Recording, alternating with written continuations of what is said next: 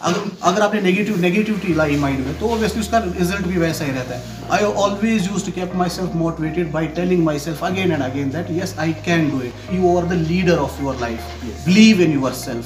तो that's what is going to keep you motivated. अपने आप में आप जो है भरोसा रखे, इंशाल्लाह you will definitely qualify, you will crack this exam. My question goes to Mr. Khajamus sir that as इन्होंने मतलब बैंक की जॉब साथ साथ करते हुए 4th अटेम्प्ट में केएस जो है क्वालिफाई किया।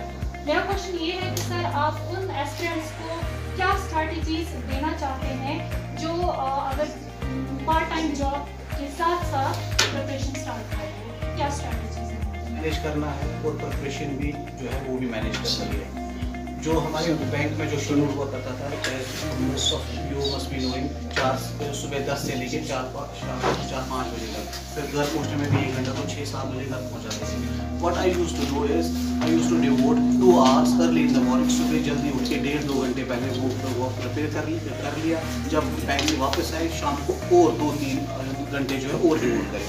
आपको ऐसी स्ट्रेटजी बनानी है, ऐसा शेड्यूल बनाना है कि आपका जो जॉब है वो भी जो है अच्छे से ठीक मैनेज हो पाए, और जब आप शाम को जब घर आओगे उसके बाद अब 2-3 घंटे आपने निकालने हैं। See it's humanly impossible to devote around 40, कुछ लोग कहते हैं ना 14 घंटे 16 घंटे 18 घंटे पढ़ना है, रोज पढ़ना। No, if you are able to devote around से 4 to 5 hours 6 hours, मैंने अगर आप 12th से स्टार्ट कर रहे हैं ग्रेजुएशन तक 3 साल का टाइम, हर रोज 4-4 5-5 घंटे 4 घंटे ही कर लीजिए। 3 साल में 2 घंटे सुबह 2 घंटे शाम को, you will sail through easily, you will qualify this exam. But only thing what is needed is your dedication and your seriousness. ऐसा नहीं कि आपने 2-4 दिन 1 हफ्ता पढ़ लिया, उसके बाद आपने 10 दिन ब्रेक ले लिया, फिर आपने फिर से 4-5 दिन पढ़ लिया, फिर 5-6 दिन break. No, consistency level matter करिए। रोज पढ़ना, कम ही भले ही कम घंटे दे दो आप, लेकिन रोज पढ़ोगे आप मुझे बताएं कि मेडिकल वाले भी हैं इसमें आ रहे हैं, और आर्ट्स वाले भी आ रहे हैं, इंजीनियर वाले भी आ रहे हैं ग्रेजुएशन के बाद, तो मगर लेकिन जो आर्ट्स वाले हैं उनके लिए एनआरसीटी की बुक्स कौन कौन सी अच्छी रहेगी कि मेडिकल के हिसाब से? उनको तो मेडिकल में उतना फोकस नहीं रहता है कि मेडिकल में क्या आ रहा है क्या नहीं आ रहा है, तो आप वहाँ पर क्या क्या सजेस्ट करेंगे? पहला क्वेश्चन मेरा ये है। और दूसरा क्वेश्चन ये है कि पर्सनली मेरा क्वेश्चन है कि इसमें आरबीए की भी पोस्ट निकलती है कि आरबीए के लिए अलग कोटा रहता है, एसटी के लिए अलग कोटा है, पीडब्ल्यूडी के लिए अलग कोटा है। इस पर भी आप थोड़ी सी जानकारी दीजिए हमें, तो आपके लिए हमारे लिए बहुत अच्छा रहेगा। शुक्रिया। पहले मैं आपकी इन्फॉर्मेशन के लिए बता दूं, जो आपके सब्जेक्ट्स हैं they are primarily related to humanities, arts background itself, be it polity, economy, geography, history, ये सारे सब्जेक्ट्स तो आपके ह्यूमैनिटीज़ में ही आते हैं ना। तो those who are having humanities background उनका तो थोड़ा सा एज भी रहता है। Don't be under impression that जो मेडिकल स्टूडेंट होगा तो उसने कुछ उसको ज़्यादा एज है। मैं तो कहता हूँ ह्यूमैनिटीज़ वाले स्टूडेंट्स को ज़्यादा एज रहता है इसमें। एक यहाँ पे अलग अलग बैकग्राउंड होगा। Same I am an engineer, before being KS engineering, Zameer साहब वेटरनरी डिपार्टमेंट से आए हैं, एजुकेशन डिपार्टमेंट, लॉ बैकग्राउंड से। सो यहाँ पे 4 ऑफिसर्स 4 डाइवर्स फील्ड से हैं। देखिए, अगर आप बोलते हैं कि कोई मेडिकल स्टूडेंट है, ठीक है, उसके लिए तो मुश्किल होगा ना फिर आर्ट सब्जेक्ट्स को कोप अप करना, जब वो कर पाते, ठीक है। उसी तरह आर्ट स्टूडेंट्स हैं, उनके लिए अगर मेडिकल करना कोप तो मुश्किल होगा, लेकिन ये उतना भी मुश्किल नहीं होता है कि they ask you particular terms, ये बोलो ये क्या है। No, the practical aspects of science, ठीक है। साइंस के प्रैक्टिकल एस्पेक्ट्स आपसे पूछे जाते हैं। आपसे ये नहीं पूछा जाता है कि बोलो जी फोटोसिंथेसिस किस तरह होता है, ये साइकिल यहाँ में ये नहीं। It is the applicable part of it, applicable जो हम डेली यूज में अपनी लाइफ में जो हमें साइंस होता है।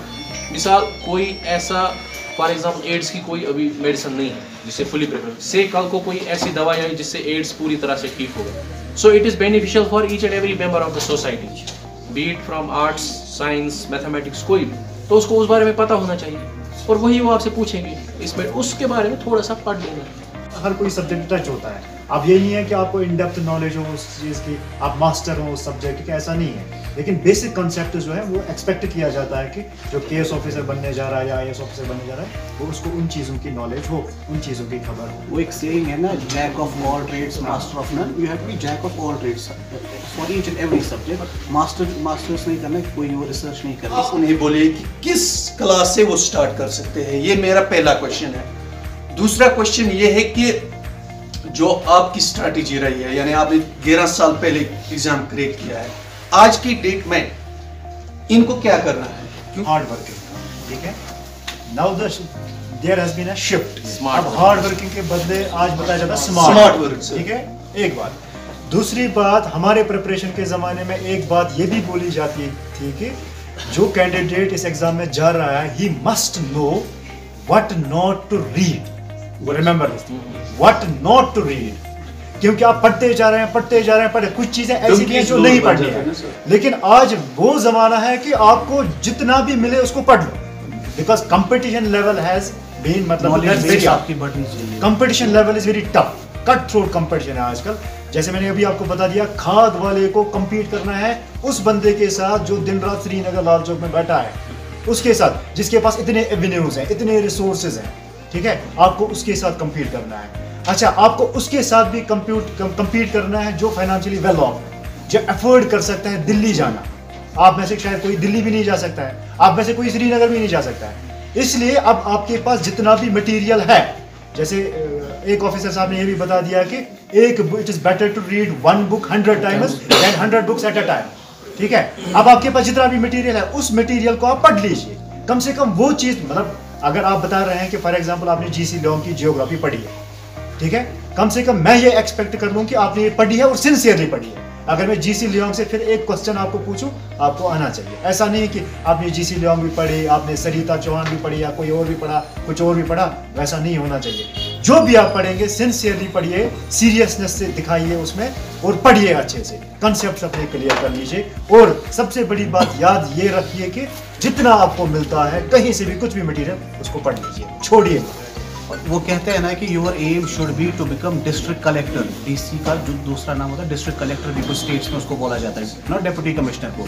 Your aim should be to become district collector rather than information collector. Information ये भी पढ़ लिया, वो भी पढ़ लिया, वहाँ से भी यहाँ से भी, नो।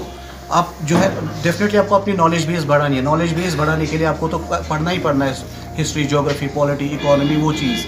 लेकिन जो रेलिवेंट है, रेलिवेंट जो है, what not to read, what not to study is more important. बहुत सारी there is an information overload in this particular area, particular this social media as.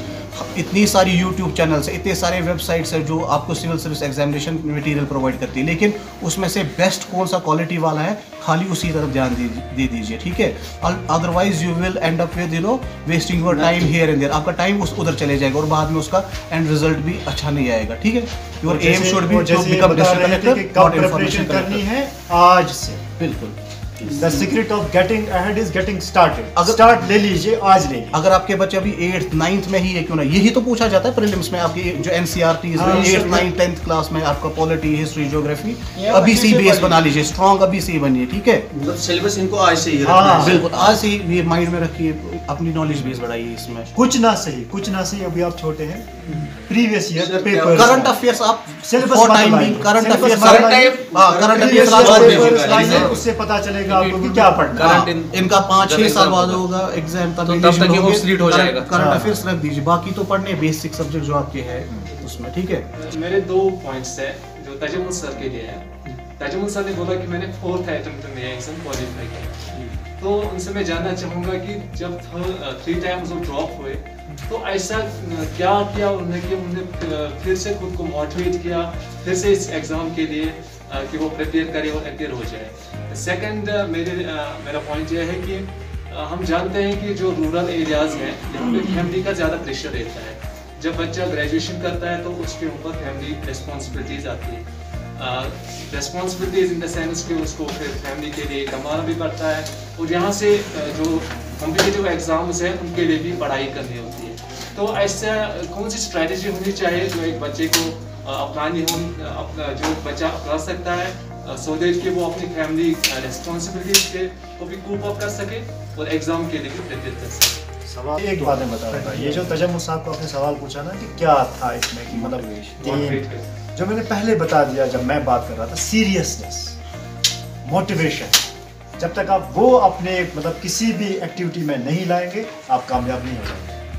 Ji, motivation से रिलेटेड जो आप बोल रहे थे उस कंटेक्स्ट में ये बोलूँगा आपको कि यू नो हमारे माइंड में कितनी बारी बात आती है कि अगर मेरा ये एग्ज़ाम क्वालिफाई हो जाता है, जिस दिन सिलेक्शन लिस्ट में नाम आएगा, how much happy you will feel, your parents will feel proud of you कि मेरे बच्चे ने ये किया, उस सोसाइटी में आपका नाम आ जाएगा, इज़न्ट इट। तो that's these are the things which keep you motivated all the time. और प्लस आप ओबियसली पढ़ते हैं इस चीज़ के लिए कि आगे चल के कुछ अचीव आप करें ज़िंदगी में, isn't it? You yourself are the leader of your life. जो आप खुद अपने आप को अपने जो है पॉजिटिव थॉट्स रखोगे माइंड में, definitely you will achieve those things.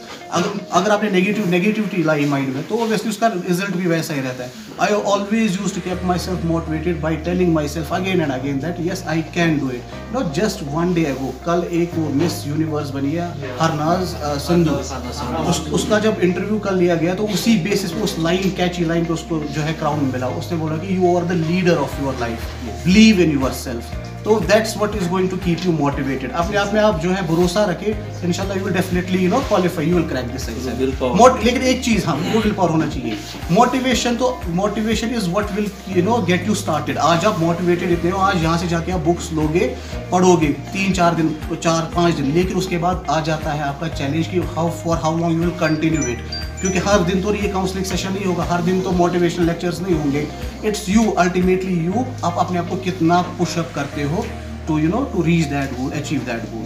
B passionate enough, इंशाल्लाह all of you will qualify this exam. ठीक है।